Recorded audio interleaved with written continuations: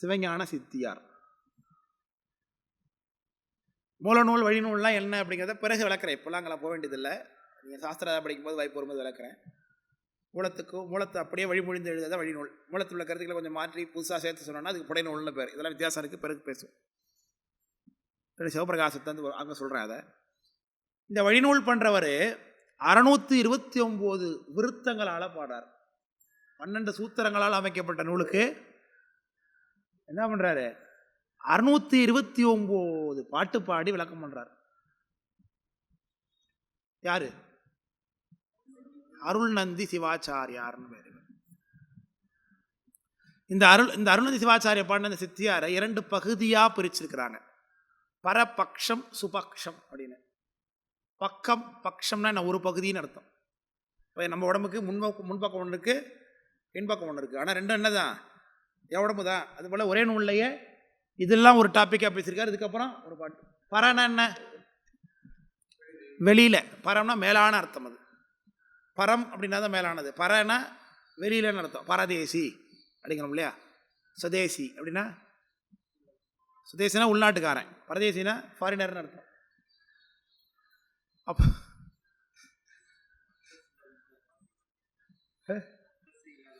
பரதேசம் திரிகிறவங்களை தான். பரதேசம்னா வெளிநாட்டுகளில் போய் சுற்றுறவங்களை தான் பரதேசம் சொல்கிறது. பரதேசம்னா வெளிநாட்டாள்னு அர்த்தம். ஃபாரினரான் மொழிக்கு இப்படி தான் சொல்லணும். அப்போ நம்ம பரதேசி வராரு பாருனாங்க, அவருக்கு தெரிய போகிறதில்ல.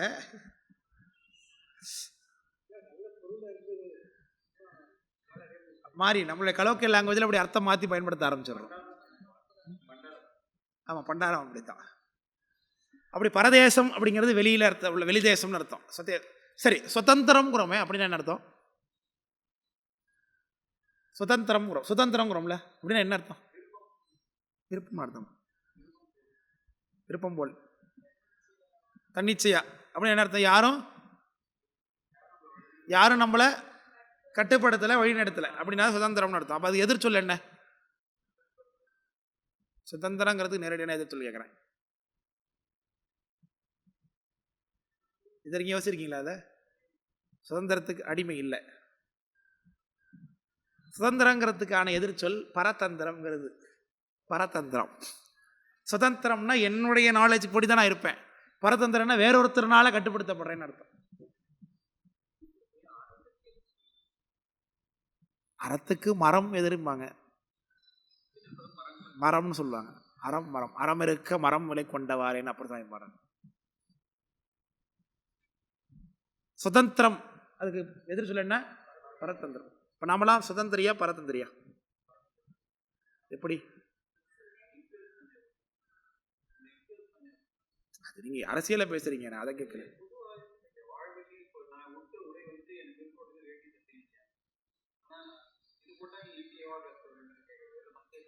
இது நம்ம கட்டுப்பட்ட நிலை கேட்கிறேன். பொதுவாக உயிர்களை நான் கேட்கிறேன். உயிர்கள் பரதந்திரமா சுதந்திரமா?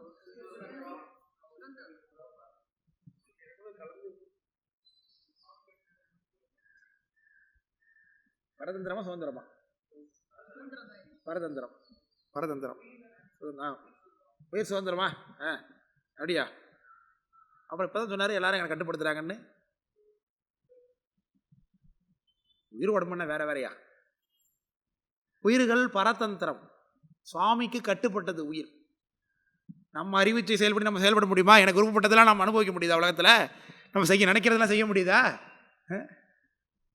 உயிர்கள் பரதந்திரம் முடியாது. அதுதான் அடிப்படையே. மீளா அடிமைன்னு சாஸ்திரம் சொல்லும். இதெல்லாம் சொந்தமிழ் சாமி மீளா அடிமைன்னு பாடுறார். உயிர்களை பரதந்திரம் முடியாது, சுவாமிக்கு கட்டுப்பட்டது இல்லையா? சீவானும் இறைவனை போல இச்சாஞான கிரியை உடையவன் அப்படின்னு சித்தியாரில் பாட்டு பின்னாடி வரப்போகுது. நமக்கு அறிவிச்ச செயல் உண்டு, சாமிக்கு அறிவிச்ச செயல் உண்டு. ஆனால் 2 பேருக்கு என்ன வித்தியாசம்? சாமி சுதந்திரம் உடையவர், யாரும் அவரை கட்டுப்படுத்த முடியாது, விநாயகன். ஆனால் நம்மளை சாமி கட்டுப்படுத்துவார். நான் எதை வேணாலும் விருப்பப்படலாம், ஆனால் வெளில சொல்ல முடியுமா? ஏன் முடியாது? சொல்ல முடியாது. ஏன்னா ஊர் சிரிக்கும், அவமானப்படுத்துவாங்க. அப்போது கட்டுப்பாட்டுக்கு விட்டு தான் நம்ம இருக்கிறோம். எல்லாருமே ஏதோ ஒரு கட்டுப்பாட்டில் இருக்கோம் நிச்சயமாக. அப்போது பரதந்திரம், உயிர்கள்லாம் பரதந்திரம் உடையது. ரைட். எதுக்கு சொல்ல வந்தேன்? பரனா வெளியில் அர்த்தம். இப்போ பரப்பக்கம்னா வெளிப்பக்கம்னு அர்த்தம். சுப்பக்கம்னா உள்பக்கம். உள்பக்கம்ங்கிறது நம்மளை பற்றின விஷயங்கள், சைவ சமயத்தை பற்றின விஷயங்கள். பரபக்கம்னா சைவ சமயம் அல்லாத சமயங்களை பற்றின விஷயங்களை சொல்லுகிறார். விளக்கம் புரியுதுங்களா? எந்தெந்த இப்போ நாம் யாரோட சேரணும்னு தெரியறதுக்கு முன்னாடி யாரோட சேரக்கூடாதுன்னு தெரியணும் முதல்ல. அது தெரியுமா நம்ம முதல்ல என்ன வச்சார் அந்த நூலில்? நம்ம எந்த சமயத்தெல்லாம் சமயம்னு நினைக்கக்கூடாது அப்படிங்கிறத பரபக்ஷம் அப்படின்னு ஒரு 300 பாட்டை வைக்கிறார். அதில் இதுக்கு அவர் எதை தோற்றுவாய் பண்ணிக்கிறார்? வழி நூல் அப்படி அதனால் சிவஞான போதத்தில் பரபக்ஷம் தனியாக எடுத்து காட்டப்படலை. அதில் 12 சூத்திரமும் சுபக்ஷம் தான். ஆனால் அதில் பரபக்ஷம் செய்வதற்குரிய ஒரே ஒரு இடத்தை பயன்படுத்துகிறார். சிவஞான போதத்தில் அவையடக்க பாட்டு ஒன்று இருக்குது. அவையடக்க பாட்டில் அற்புதமான பாட்டு அது. சொல்கிறார், தம்மை உணர்ந்து தமையுடைய தன்னுணர்வார், எம்மை உடைமை எமைகளார், தம்மை உணரார் உணராரும் உடங்கியைந்து தம்மில் புணராமை கேளாம் பூரன் அப்படின்னார். யாரெல்லாம் வெளியாள் என்று கேட்கும் பொழுது, தம்மை உணர்ந்து தமையுடைய தன்னுணர்வார், எம்மை உடைமை எமைகளார், தம்மை உணரார் அப்படின்னார். தம்மை உணராதவன்லாம் வெளியாள்னார் வைகண்டார். ஒரு பாட்டில் ஒரே ஒரு இடத்துல சொல்லியிருக்கார் தம்மை உணரார். தம்மை உணரார் யார் யார் அப்படின்னு அதை டெரிவேட் பண்ணும் பொழுது 4 ஆட்கள் இருக்கிறாங்க அப்படின்னு அரவிந்த சிவாச்சாரியர் வகைப்படுத்துறார். யார் யார்னு பார்த்தோம்னா, தம்மை ஒரு பொருள் என்று உணராதவன், உயிருங்கிறது ஒரு பொருள், தனிப்பட்ட பொருள் அப்படின்னு உணராதவன். ஏன்னா உயிரும் சாமியும் ஒன்று தான் அப்படின்னு சொல்கிற ஆள் இருக்கான். கடவுள் ஒருத்தர் தான், அவர் ஒருத்தர் தான் உலகத்திலே இருக்கார், உயிர்னு ஒன்று கிடையவே கிடையாது, ஏகான்மவாதம் பேசுகிறவங்க இருக்காங்க. இப்போ அவங்களுக்கு என்ன இல்லை, நான் ஒரு தனிப்பொருளுங்கிற அறிவு இல்லை. தம்மை உணரார், அதில் முதல்ல வர்றது யார்? தம்மை ஓர் பொருள் என்றே உணராதவன். அடுத்தது தாம் ஒரு குணிப்பொருள் என்று உணராதவன் அப்படிங்கிறாங்க. தாம் ஒரு குணிப்பொருள், எனக்குன்னு ஒரு குணம் இருக்கு, நான் ஒரு பொருள், அந்த பொருளுக்கு ஒரு குணம் இருக்கு, அந்த குணம் என்ன அப்படிங்கிறது தெரியாதவன். அப்படிப்பட்ட ஆட்கள் இருக்கிறாங்கிறாங்க. உயிர்னா உயிருக்கு என்ன இருக்கணும்? அறிவு இருக்கணும். அறிவு தான் உயிருக்கான அடிப்படை விஷயம். அப்போ அறிவு, உயிரினுடைய குணம் என்ன? அறிவு அப்படிங்கிறத தெரிந்து கொள்ளாதவர்கள். அடுத்தது தம்மை உடையானுக்கு அடிமை என்று உணராதவன். இப்போ சொன்னோமே அதுதான் பரதந்திரம். நாமெல்லாம் பரதந்திரிங்கிறது தெரிஞ்சுக்காதவன். கடவுளுக்கு நாமெல்லாம் அடிமை என்று உணராதவர்கள். விளக்கம் புரியுதுங்களா? அடுத்தது 4ஆவதான் வந்தான், உடையான் அல்லாதவனை உடையான் என்று எண்ணுவோம். விளக்கம் புரியுதா? யாரு தலைவன் என்று தெரிஞ்சுக்காம எதையோ தலைவன் என்று நினைத்து கொண்டு உலகத்தில் எதையோ கும்பிட்டு இருக்காம பாருங்க, அவன்லான்னார். இப்படி 4 பேர் இவங்கெல்லாம் தம்மை உணரார்னார். தாம் ஒரு பொருள் என்று உணராதவன், தாம் ஒரு குணிப்பொருள் என்று உணராதவன், தான் உடையானுக்கு அடிமை என்று உணராதவன்.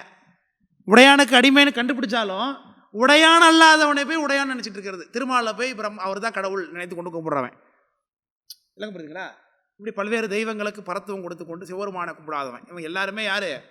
தம்மை உணரார். இவங்க எல்லாம் புறம் அப்படின்னு காமிச்சார். இவங்களெல்லாம் தான் பரபக்ஷத்தில் கண்டிக்கிறார். யாரு? அருள் நந்தி சிவாச்சாரியார் பரபக்ஷத்தில் கண்டிக்கிறார். இல்லைங்க புரியுதுல சொல்றது?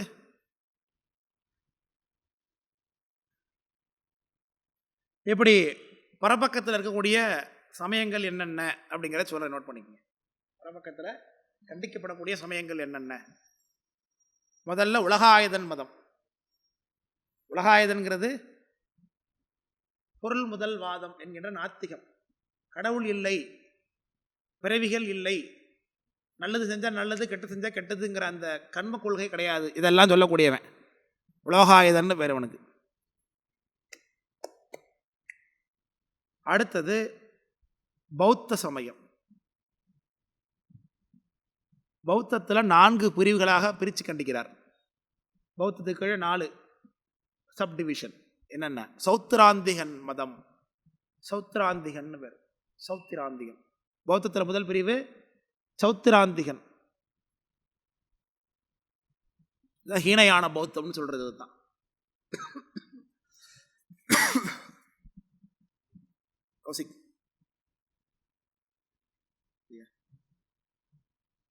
நன்றி நன்றி ஐயா.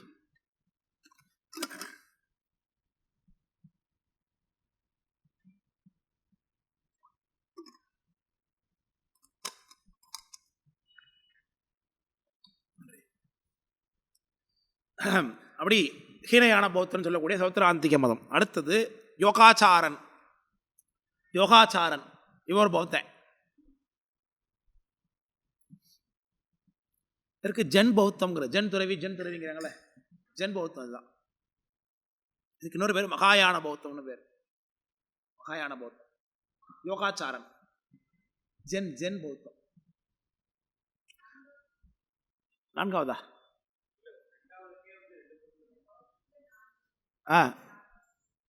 அது நான் இப்போதான் 2 தான் சொல்லியிருக்கேனே மொத்தமே. சௌத்ராந்திகன்னு சொன்னேன். இல்லை இல்லை இல்லை இல்லை நீங்கள் சரியாக காலவங்கள. யோகாச்சாரனுக்கு இன்னொரு பேர் ஜென் பௌத்தம், மகாயான பௌத்தம். இது சொல்கிறாங்க, இருக்குங்கிறத குறிப்பிடுத்து விட்டோம். அது படிக்கணும், பரபக்ஷத்துக்கு போக வேண்டியதான். இன்னொரு பேர் இருக்கலாம். அடுத்து மாத்தியமிகன்.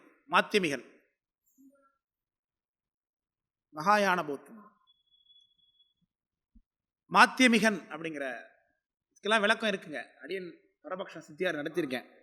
மாத்தியமிகன் இதுக்கெல்லாம் தனித்தனி விளக்கம் இருக்கு. இதெல்லாம் அடியன் பரபக்ஷம் நடத்தியிருக்கேன். யூடியூப் சேனல் இருக்கு, நீங்கள் கேட்டு பாருங்க. வேணும், நான் நம்ம இப்போதைக்கு நீங்கள் அறிமுக வகுப்பில் இருக்கிறதுனால இவ்வளோ டேட்டில் உள்ளே போக வேண்டியதில்லை. அடுத்து வைபாடிகன். வைபாடிகன் 4வது ஆள். 4 தான் வருது. சௌத்ராந்திகன், யோகாச்சாரன், மாத்தியமிகன், வைபாடிகன். Another name. மகாயானத்தில் இன்னொரு பிரிவு தான் பாத்தியமிகன்கிறாங்க. சரி, இது 4 பேரும் பௌத்தர்கள். அடுத்தது நெகண்டாவாதி. நெகண்டாவாதி இதுதான் சமணன். கண்டம்னா உடம்பு, இது துணின்னு அர்த்தம். நெகண்டம்னா துணி இல்லைன்னு அர்த்தம். திகம்பரனாக இருக்கக்கூடிய சமணன். ஜெயின்ஸ். நெகண்டாவாதிங்கிற சமணரை கண்டிக்கிறார். அடுத்தது ஆசீவகன். சமணத்தில் இன்னொரு பிரிவு. இதுவும் ஆசீவகம்ங்கிறது சமணத்தில் இன்னொரு பிரிவு.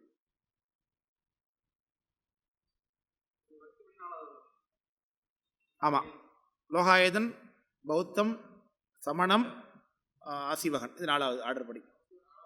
4வது தான் வச்சுக்க. 4வது தான் கண்டிக்கிறாரு தனியாக தான். நீங்கள் கண்டினியூட்டியாகவே பண்ணிக்கலாம். சப்டிவிஷனாக எடுத்து காமிக்கலாம். அப்படியே வரிசையாகவே நீங்கள் எல்லாம் தனித்தனியாக தான் நூலில் கண்டிக்கப்பட்டிருக்கு. சப்டிவிஷனாக கண்டிக்கப்படலை. ஒவ்வொன்றுக்கும் தனித்தனி.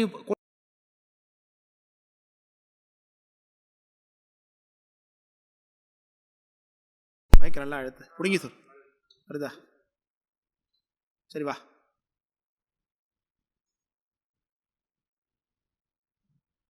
அதில் என்னென்ன அறுவகை சமயம்? சாங்கியம், யோகம், நியாயம், வைசேடிகம், மீமாம்சகம். அதில் பூர்வ மீமாம்சம், உத்தர மீமாம்சத்து என்ன வித்தியாசம்?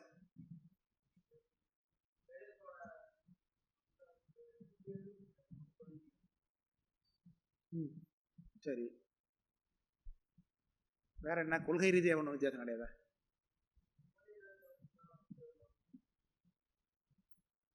உத்தர மீமாம்சத்து மற்ற 5லேருந்து வேறுபட்டு நிற்கிதுன்னு சொல்லியிருக்கேன் கருத்து. அடுத்து போது அறுவகை சமயத்தில் முதல்ல உள்ள 5 என்ன சொன்னீங்க? சாங்கியம், யோகம், நையாயிகம், வைசேடிகம், பூர்வ மீமாம்சம், உத்தர மீமாம்சம். இந்த 6ல் ஃபஸ்ட்டு 5லேருந்து 6வது இருக்கிறது வேறுபட்டு நிற்கிதுன்னு சொல்லியிருக்கேன். அது என்ன பார்த்துட்டியா பரட்டி? இந்த 6வதாக இருக்கிறவங்க மட்டும் என்ன செய்கிறாங்க? கடவுள் உண்டு என்கின்ற கொள்கை உடையவங்க. மற்ற பேர்லாம் வேதத்தை ஏற்றுக்கிட்டாலும் அவங்க என்ன பண்ணல, கடவுள் இருக்காருன்னு ஒத்துக்கலை. அதில் வேதத்தில் உள்ள கர்மங்களை பண்ணை கடவுள் இல்லைன்னு சொல்கிறவங்க தான் மீமாம்சகர். அதான் பூர்வ மீமாம்சம்னு சொன்னோம். இந்த பூர்வ மீமாம்சத்தை பண்ணவருக்கு பேர் என்ன சொன்னால் என்ன எழுதியிருக்கீங்க? அங்கே பாருங்க நோட்டில். பூர்வ மீமாம்சவர் செஞ்சவர் யாருன்னு எழுதியிருக்கீங்க? ஜெய்மினி. இருக்கா உங்களுக்குலாம் நோட்டில்? இருக்கா? நோட்லேயே தான் இருக்கும், படித்தா தானே உள்ளே வரும். இங்கே மூடி வச்சு திரும்பி அன்றைக்கி இங்கே வந்து திறந்தா எப்படி இருக்கும்? அது இல்லை, நோட்டில் தான் இருக்கும் வரும். அதில் ஜெய்மினி. இந்த ஜெய்மினி அவர் செய்த உத்தர மீமாம்சத்துக்கு, பூர்வ மீமாம்சத்துக்கு அதை விளக்கி குமரில பட்டர் அப்படிங்கிற ஒரு விளக்கம் எழுதி ஒரு சமயத்தை உற்பத்தி பண்ணுறார். அவர் பண்ண சமயத்துக்கு பேர் தான் பட்டாச்சாரியான் மதம்னு பேர். இப்போ சொன்னீங்க பாருங்க பட்டாச்சாரியன். அப்போ அது என்ன மதம்? அது மீமாம்சக மதம். அது எனக்கு புரிதல சொல்கிறது. ஜெய்மினியினுடைய பூர்வ மீமாம்சையத்தை விளக்கி அவர் உற்பத்தி பண்ண சமயத்துக்கு பேர் என்ன? பட்டாச்சாரியான் மதம்னு பேர். இப்போ பட்டாச்சாரியனை மறுத்து பிரபாகரன் ஒருத்தர் வந்தார். பட்டாச்சாரியனை மறுத்து அதில் இன்னும் கொஞ்சம் சரியாக சொல்லலை, இதுதான் உண்மையான மீமாம்சம்னு சொல்லி அவர் பண்ண சாஸ்திரத்துக்கு பேர் என்ன? பிரபாகரன் மதம்னு பேர். இல்லைங்க சொல்கிறது. இப்போ முதல் வகுப்பில் படித்தது எங்கே வந்து உட்காருது பார்த்தீங்களா? அப்போ உங்களுக்கு அதுக்காக தான் சொல்கிறது, அடிப்படைகளை படித்து மைண்டில் வச்சுக்கணும் கையில். அது எப்போதுமே எங்கே இருக்கணும்? இந்த விரல் நுனிலே இருக்கணும், நாக்கு நுனிலே இருக்கணும். ஒவ்வொருத்தரையும் பரட்டி பார்த்துட்டே இருந்தோன்னா நம்ம கடைசி வரைக்கும் பரட்டிக்கிட்டே தான் உட்காந்துருப்போம். எனக்கு புரியுதுங்களா இல்லையா? ஸோ இது எதற்காக சொல்லிக் கொள்கிறோம்? நாம் கிடைத்திருக்கக்கூடிய இந்த காலமானது களவுபடாத காலம்னார் அப்பர் சாமி. உலகத்தில் எத்தனையோ பேர் இருக்கிறாங்க. அத்தனை பேருக்கும் சாமி இந்த 2 மணி நேரத்துக்கு கொடுத்து போய் படிச்சுட்டு வாங்கன்னு அனுப்பியிருக்காரா? கொடுக்குறாரா? சாமி அந்த நேரத்தை கொடுக்குறாரா? நம்ம கொடுத்துருக்காரே. அப்படி நேரம் கொடுத்தாலும் இந்த மாதிரி ஒரு திறமையாதன திருமணத்தில் இப்படி ஆசிரியர்களை கொடுத்து இந்த நேரத்தையும் கொடுத்து சிலபஸ் அமைச்சு கொடுத்து இதை நல்லா சொல்லிக் கொடுக்கணும் அப்படின்னு ஆச்சாரியனுடைய கருணையோடு நம்மளை படிக்க வச்சுருக்காரு. இது நமக்கு எல்லாருக்கும் கிடச்சிருமா? அப்போ நமக்கு கிடச்சிருக்காருன்னா சாமி அதை நம்ம பயன்படுத்தணும் இல்லையா? அது எப்படி இருக்கும்? அது நீங்கள் இங்கே கற்றுக்கிறத உள்ளே ஏற்றிக்கிறது தான் இருக்குது. அதுக்காக தான் சொல்லுகின்றேன். நான் குறை சொல்கிறேன்னு நினைக்காதீங்க, சுட்டி காட்டுறேன், அவ்வளோதான். படிச்சுக்கிங்க. ஏன்னா பொதுவாக நான் இப்படி சொன்னாலே எல்லோரும் நினைப்பாங்கல்ல, ஒரு திட்டாருப்பாங்க. பயன்படுத்திக்கணும்னு என்னுடைய அபிப்பிராயம். அதனால தான் வேற ஒன்றும் இல்லை. களவுபடாத ஒரு காலம் காண்பான் கிடைக்க நிற்கின்றேன், அளவுபடாத ஒரு அன்போடு ஐயாறு அடைகின்ற போதுன்னு அப்பர் சாமி சொன்னாங்க. சரி, அடுத்தது இந்த வேதாந்தம் உத்தரமீமாம்சம் இருக்குது பாருங்க. அதுக்கு பேர் என்ன சொன்னேன்? வேதாந்தம் சொன்னேன். உத்தரமீமாம்சத்தில் இருக்கக்கூடிய முக்கியமானவனாகிய ஏகான்மவாதம், அதில் அவங்கள மறுக்கிறார், மாயாவாதி அப்படிங்கிறார். மாயாவாதி, சப்தபிரமவாதி. சாரி, பிரபாகரனுக்கு அடுத்தது சப்தபிரமவாதின்னு ஒருத்தர் இருக்கான். சப்தபிரமவாதி. அடுத்தது மாயாவாதி.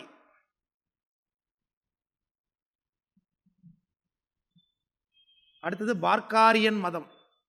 பார்க்காரியன் மதம் இவங்கெல்லாம் மாயாவாதி தான். இவருங்க சப்தபிரமவாதி, மாயாவாதி, பார்க்காரியன். இவங்க 3 பேருமே ஏகான்மவாதிகள் தான். ஒரே பொருள் தான் உலகத்தில் உண்டு, அது பிரம்மம் மட்டும்தாங்கிறவங்க. பார்க்காரியன், பாஸ்கரன் ஒருத்தர் உற்பத்தி பார்க்காரியன்ங்கிறாங்க.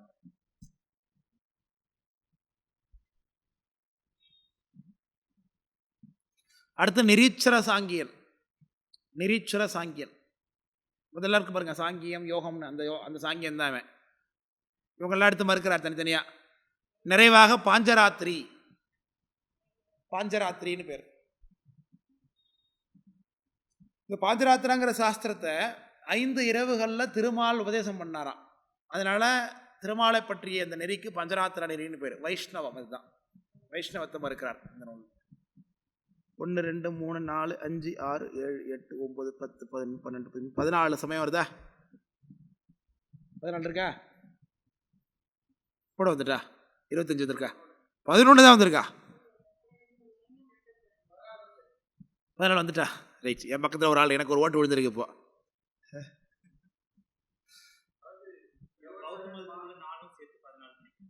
அப்படித்தான், அதான் சொன்னேன், கண்டினியூட்டி நம்பர் போட்டுங்க. இப்படி 14 சமயங்களை இந்த பரபக்ஷத்தில் சித்தியாரில் கண்டிக்கிறார். அந்த கண்டிக்கிறாருன்னா எப்படி? இந்த சமயத்தெல்லாம் ஃபாலோ பண்ணாதீங்கன்னு அர்த்தம் கிடையாது. அந்த கொள்கைகளை அப்படியே எடுத்து அவன் சொல்கிற மாதிரியே சொல்லி இந்த ஒவ்வொரு பாட்டுக்கும் எது மறுதலை, எப்படி அந்த கொள்கை தப்பாக இருக்குது அப்படிங்கிறத எடுத்து காமிப்பார். இதுதான் பரபக்ஷம். அருண் பாடிருக்காங்க. எல்லாம் புரியுதுங்களா? வித்யார பரபக்ஷம் உங்களுக்கு 3ஆம் ஆண்டுக்கு அடியே நடத்திட்டு தான் இருக்கேன். இப்போ வாய்ப்பு கிடச்சுன்னா வந்து கவனிச்சு பாருங்கள். சரி, பரபக்ஷம் நடத்திட்டு இருக்கோம். பரபக்ஷத்தில் இதெல்லாம் முடிச்சாச்சு. இப்போ எங்கே நடத்திட்டு இருக்கேன்? மாயாவதி முடிய போகுது. இப்போ மாயாவதி முடிச்சு பாஸ்காரியன் மாதம், நான் திருச்சாங்கி முடி, பாஞ்சராத்திரி முடி, சுபக்க ஆரம்பிக்க போகிறோம். இந்த 2 வகுப்புல முடிஞ்சின பரபக்ஷம். அடுத்து சுபக்ஷம். ஆமாம், 3ஆம் ஆண்டுக்கு. இந்த பரபக்ஷத்துக்கு திருவொற்றியூர் தத்துவ பிரகாசர் அப்படிங்கிறவர் உரை பண்ணியிருக்கார். அதுதான் பழைய உரை. இதுக்கு திருவொற்றியூர் தத்துவ பிரகாசர் அப்படிங்கிறவருடைய உரை. இது பழைய உரை பரபக்ஷம்.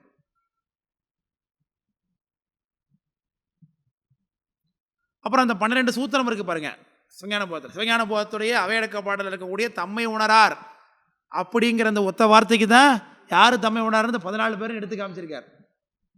விளக்க புரிதலா இல்லை சொல்கிறது? இவர் எதை மட்டும் தான் மறுத்திருக்கார்? எப்பயும் நான் சொன்ன அந்த பரபக்கத்தில் புறப்புறத்தையும் புறத்தையும் தான் மறுத்திருக்கார். இன்னும் அகப்புறம் இருக்குது, அகம்னு இருக்குது. அது பின்னாடி வேறு இடத்துல மறுக்க போகிறார், வேற ஒரு ஆள் வந்து. இப்போ ஓரளவுக்கு தான் மறுத்திருக்கார், எல்லாத்தையும் மறுத்து இல்லை. விளக்க புரிதலா சொல்கிறது? இப்போ அடுத்தது இருக்கக்கூடிய 12 சூத்திரங்களையும் சுபக்ஷமாக பாடுறார். நம்முடைய விஷயங்கள், பதினா என்ன, பசுனா என்ன, பாசம்னா என்ன, ஆணவம்னா என்ன, கண்ணும்னா என்ன, மாயனா என்ன, அவத்தைகள், இதெல்லாம் பாடி நிறைவில் 12 சூத்திரத்துக்கு விளக்கம் பண்ணி 629 பாட்டில் இந்த நூலை பாடி நிறைவு பண்ணுறாங்க சாமி அருண சிவாச்சாரியார். விளக்கம் புரியுதுங்களா? உலகத்தில் உள்ள எல்லா நூலையும் நீங்கள் படிச்சிட்டீங்க அப்படிங்கிற அதில் சாஸ்திர புத்தகம் இருக்கு, சிவப்பு கலர் பழைய புத்தகம் இருக்கு, பவானி திருக்கூட்டத்தில் போட்டாங்களா அந்த புத்தகம்.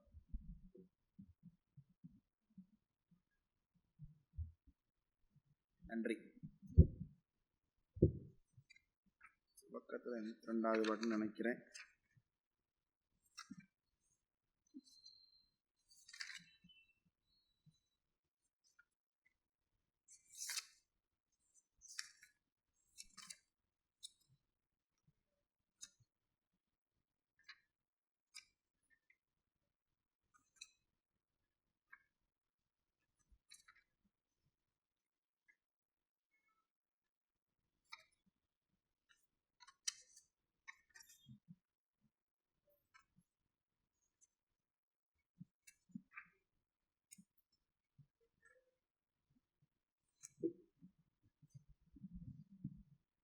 முடிக்க முடியல. 182வது பாட்டா?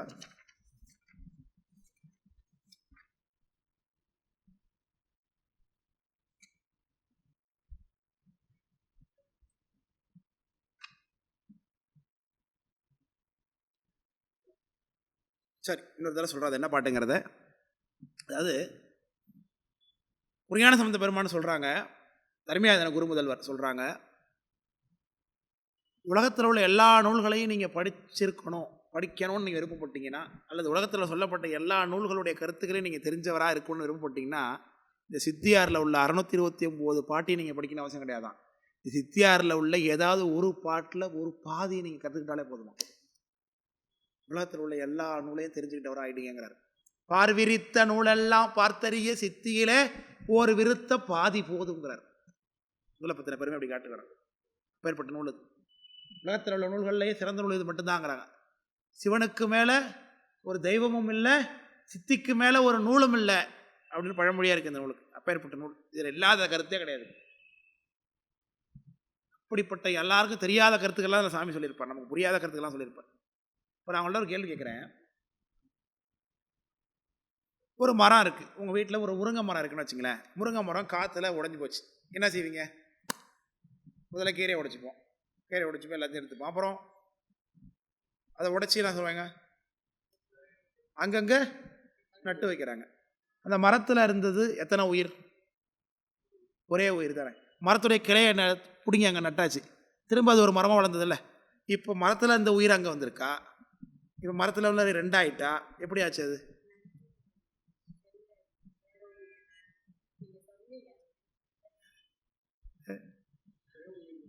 ஒரே உயிர் தானே. அப்போ இந்த மரத்தில் இருக்கிறது ஒரே உயிர், இந்த மரத்தில் 2 மரத்தையும் ஒரே உயிர் இருக்குமா? ரோஜாப்பூ செடியை பிடிங்கி நட்டு வைக்கிறாங்க, கட் பண்ணி நட்டு வைக்கிறாங்க, அப்படியே முளைச்சிக்குது, அதுக்கு வேற உயிர் வந்துடுது. இந்த செய்தியை நமக்கு வேறு எந்த நூலுமே பார்க்க முடியாது. இப்படி இருக்குன்னு பரபக்ஷத்தில் சொல்கிறாரு. இதை சமணர் கேள்வி கேட்குறான். அந்த அந்த நீங்கள் உடைச்சி நட்டு வச்ச கிளையை விதையாக கொண்டு வேறு உயிரை அதில் சாமி செலுத்துவாருங்கிறார்.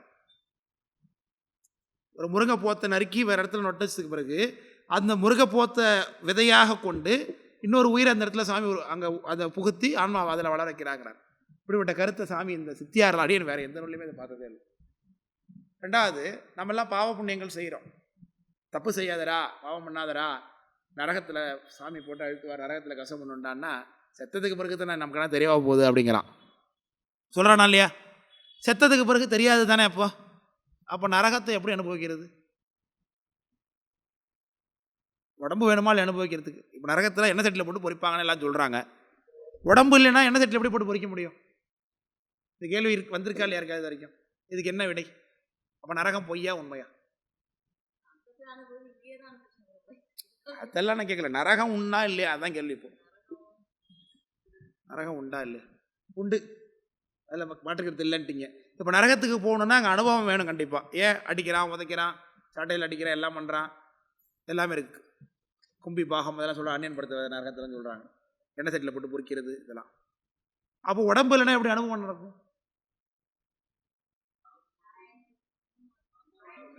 உயிருக்கு உடம்பு இல்லைன்னா எப்படி, கருவி இல்லாமல் எப்படி அனுபவம் கிடைக்கும்? ஆன்மா தான், கருவி இல்லைன்னா எப்படி கிடைக்கும்? இப்போ எனக்கு ஆன்மா என் உடம்புல இருக்கா இல்லையா? என் கண்ணை எடுத்துட்டு அந்த தோண்டி பார்வை கிடைக்குமா?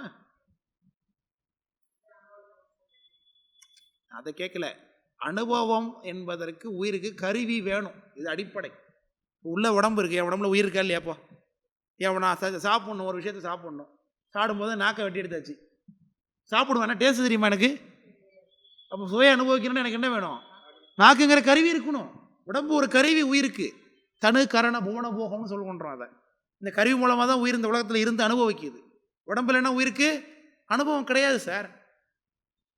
அதனால தானே நரகத்துக்கு போகும்போது நம்ம செத்தது பிறகு தெரியாமல் போகுதுன்னா எதை வச்சு சொல்கிறான்? உடம்பு கிடையாது. உடம்பு இல்லாத போது அனுபவம் எப்படி நிகழ முடியும்? இது முரண்பாடான கருத்து இல்லையா? அப்போ ஆமாம் தானே? செத்து போனவன உடம்பு எங்கேயும் அடக்க முடியாது, உயிர் எப்படி நரகத்தில் போய் அனுபவிக்கும்? இதுக்கு தான் சித்தியார் விடை சொல்லுது. வேறு எந்த நூல்லையும், தமிழ் நூலில் சங்கா நூல்லேருந்து எடுத்து எந்த நூலை வேணாலும் பாருங்கள், இந்த வார்த்தை எங்கேயுமே இருக்காது சித்தியார். பூதனா சரீரம் போனால் புரியட்ட ரூபந்தானே. பூதனா சிறந்த உடம்பு, இந்த உடம்பு பூதமயமான உடம்பு போயிருச்சுன்னா உடம்பு எப்படியா இருக்கும்? புரியட்ட காயமாக வெளியே போகுங்கிறார். அதுக்கு சூக்கும சரீரம்னு பேர். உயிர் சூக்கும சரீரமாக வெளில போகும். சூக்கும சரீரம்னா என்ன அப்படிங்கிறதுக்கு நான் பின்னாடி விளக்குவேன், பின்னாடி பாடம் வருது அங்கே சொல்கிறேன். பூதனா சரீரம் போனால் புரியட்ட ரூபம் தானே யாதனா சரீரம் ஆகினர். யாதனா சரீரமாகி நரகோடு சொர்க்கம் சேர்ந்து நாதனார் ஆணை உய்க்க இன்பதுன்பங்கள் எய்தி தீதிலா அணுவாய் யோனி சேர்ந்திடும் ஜீவனெல்லாம் அப்படின்னு பாட்டு. இது சித்தியார். இது சித்தியார் சுபக்கத்தில் சொல்கிறார் சாமி. செத்து போனவங்களாம் என்ன ஆகுவாங்க? இந்த உடம்பை விட்டு உயிர் வெளியேறும் போது சூக்கும தேகமாக வெளியேறும். உடனே யமதூதர்கள் என்ன செய்வாங்க? அவங்க உடம்புல யாதனா சரீரம்னு சரீரத்தை மாட்டுவாங்கங்கிறார். சரீரத்துக்கு பேர் என்னவா? யாதனா சரீரம்னர். அந்த யாதனா சரீரம் என்னத்துக்குன்னா உயிர் அனுபவப்படுவதற்காக, நரகத்தை அனுபவிப்பதற்காக, சொர்க்கத்தை அனுபவிப்பதற்காக. மீட்சித்தன்மையுடைய உடம்பு. 100 குத்து உனக்கு உலக்கையில் அப்படின்னு தண்டனை கொடுத்துருக்கான்னா ஒரு குத்துலேயே தலை சதறிடும். அப்புறம் எப்படி 100 குத்து வாங்குறது? அப்போ அந்த உடம்பு ஒரு குத்து வாங்கும் பொழுது உலக்கையில் வச்சு உரலை வச்சு குத்துனோன்னா டமால்னு சதறும். உயிர் என்ன பண்ணும்? வழியில் அனுபவிக்கும், துடிக்கும், துன்பப்படும். உடம்பு திரும்பி தலை என்ன ஆகிடும்? சேர்ந்துடும். திரும்பி குத்து, திரும்பி சதறு, திரும்பி குத்து, திரும்பி சதறு. எண்ணெயில் போட்டு பொரிக்கணும்.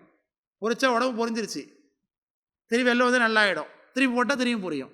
இப்போ என்ன இருக்குது இங்கே? அனுபவம் உயிருக்கு உண்டு. உயிருக்கு அனுபவத்தை கொடுப்பதற்காக நரகத்தில் கொடுக்கப்படும் தேகத்துக்கு யாதனா சரீரம்னு பேர். வினைக்கழிவு, வினைக்கழிவு, வினைக்கழிவு தான் நரகம். வினைக்கழிவு, வினை கழிக்கிறது. அது என்ன வேணாலும் இருக்கலாம் சாமியோட.